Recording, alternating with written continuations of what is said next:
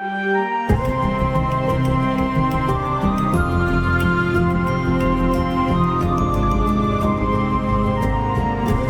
of Life, sermon by Reverend C.K. Titus.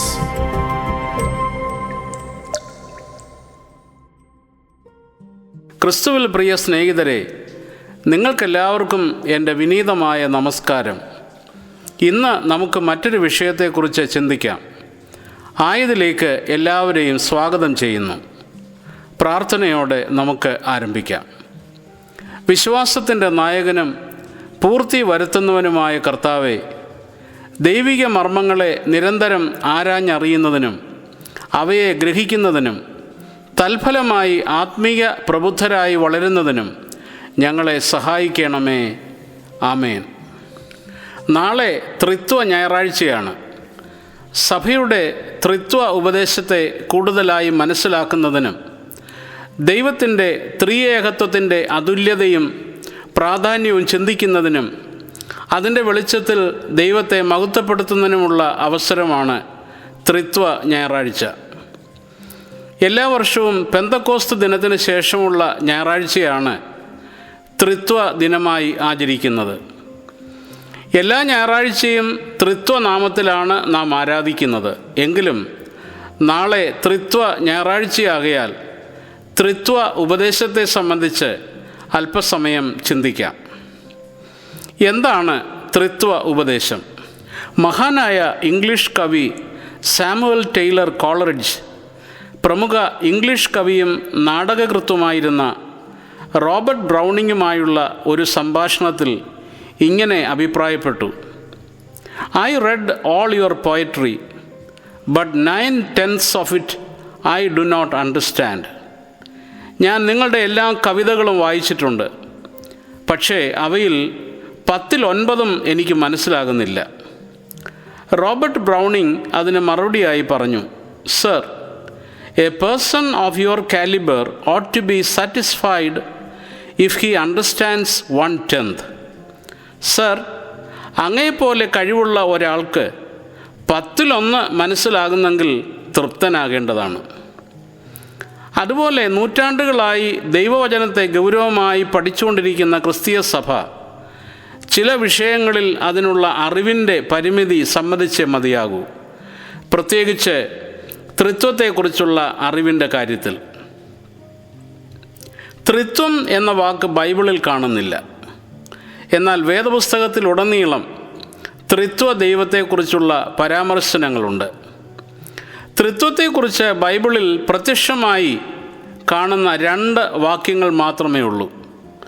അത് മത്തായി 28 അധ്യായം 19 വാക്യവും 2 കൊരിന്ത്യർ 13 അധ്യായം 14 വാക്യവുമാണ്.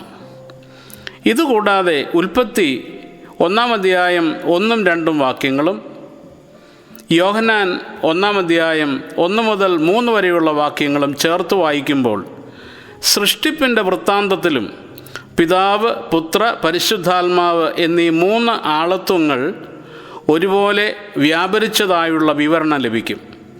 ഇങ്ങനെ നിരവധി വേദഭാഗങ്ങളിൽ ത്രിത്വത്തിൻ്റെ സൂചനയുണ്ട്.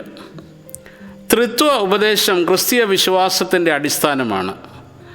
ദൈവം ആരാണെന്നും അവിടുന്ന് മനുഷ്യനോട് എങ്ങനെ ബന്ധപ്പെട്ടിരിക്കുന്നുവെന്നും മനുഷ്യൻ ദൈവവുമായി എങ്ങനെ ബന്ധം സ്ഥാപിക്കണമെന്നും മനസ്സിലാക്കുന്നതിന് ത്രിത്വ ഉപദേശം നിർണായകമാണ്. എന്നാൽ ത്രിത്വ ഉപദേശം ഏതാനും ചോദ്യങ്ങൾ ഉയർത്തുന്നുമുണ്ട്.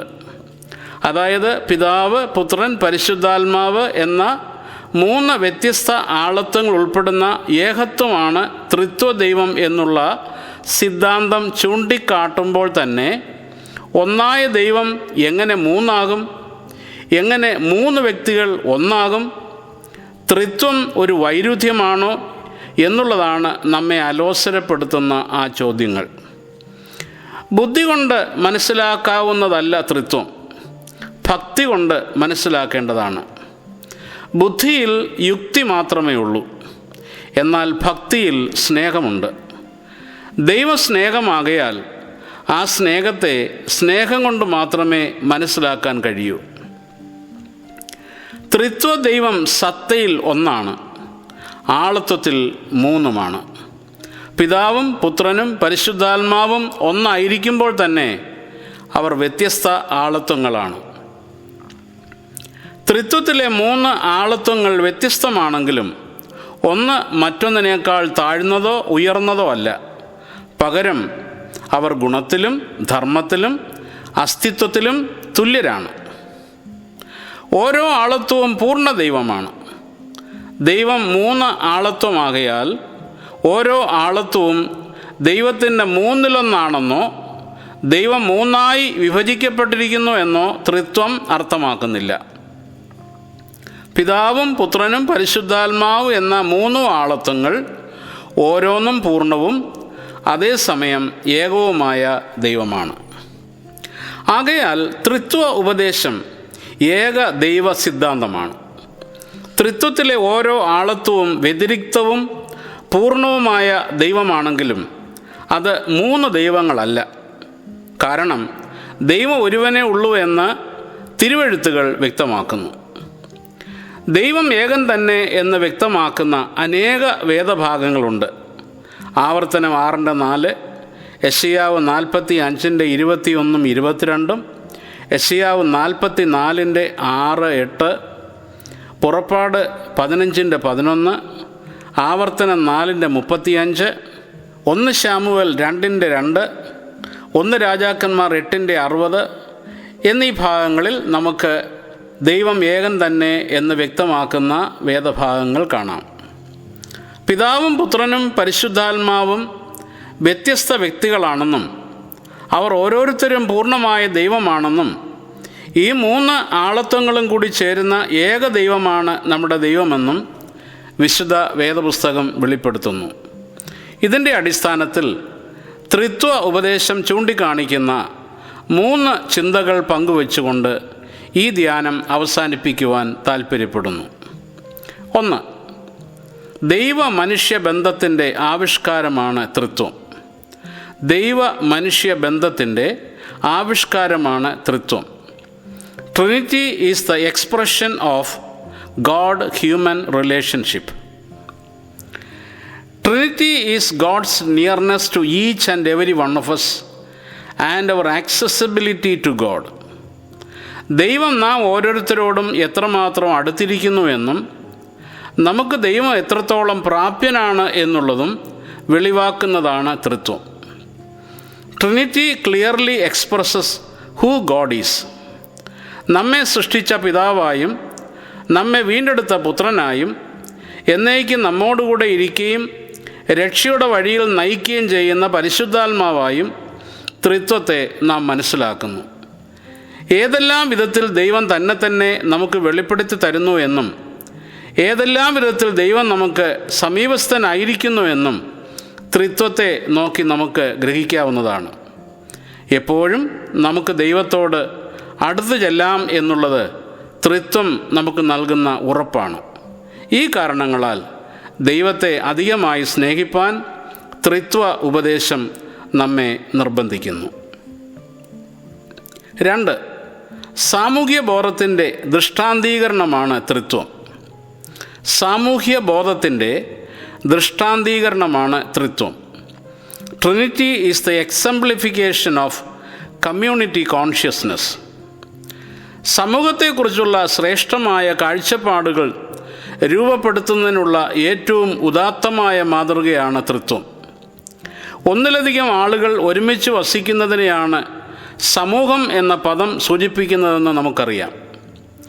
ദൈവം ത്രിത്വമാണ് എന്ന് പറയുമ്പോൾ ചരിത്രത്തിൻ്റെ ആരംഭത്തിൽ ഉണ്ടായിരുന്ന സമൂഹം ദൈവമായിരുന്നു എന്നുള്ളതാണ് അതിൻ്റെ സാരം.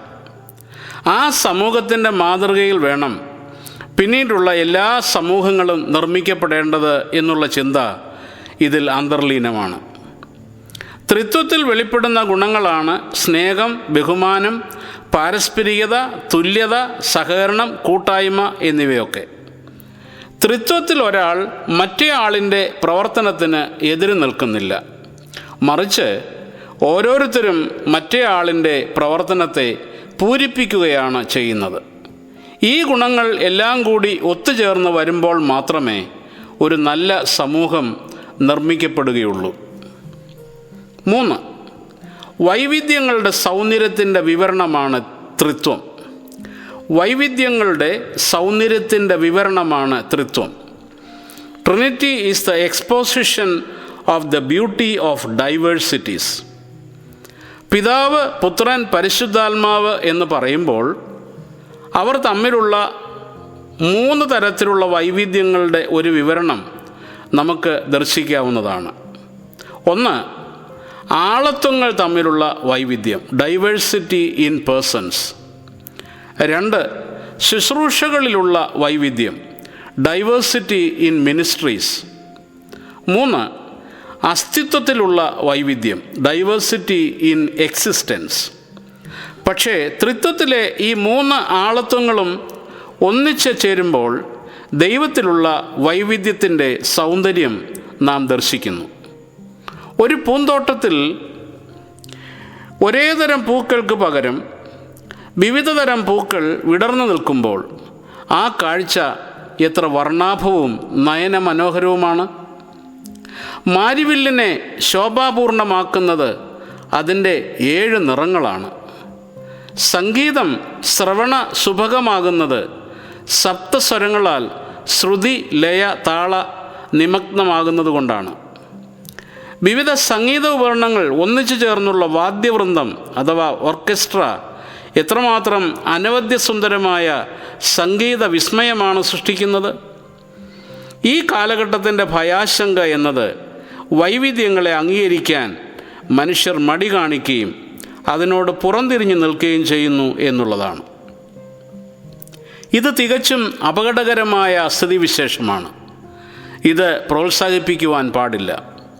വൈവിധ്യങ്ങളെ അംഗീകരിക്കുവാനും അതിനെ ആസ്വദിക്കുവാനും ത്രിത്വം നമ്മെ ഉദ്ബോധിപ്പിക്കുന്നു. അപ്പോഴാണ് ജീവിതം സുന്ദര സുരഭിലമാകുന്നത്. ഈ ധ്യാനം അവസാനിപ്പിക്കുമ്പോൾ ഒരു കാര്യം കൂടി സൂചിപ്പിക്കട്ടെ. അതായത് ത്രിത്വ ദൈവത്തെ ആരാധിക്കുവാൻ നമുക്ക് കഴിയുന്നത് എത്ര ഭാഗ്യം! ദൈവം ത്രിത്വമാണ് എന്ന് ഗ്രഹിക്കുവാൻ കഴിയുന്നത് എത്ര ഉത്കൃഷ്ടം! ദൈവം ത്രിത്വമാകയാൽ അവിടുന്ന് നമ്മുടെ എല്ലാമായി തീർന്നു.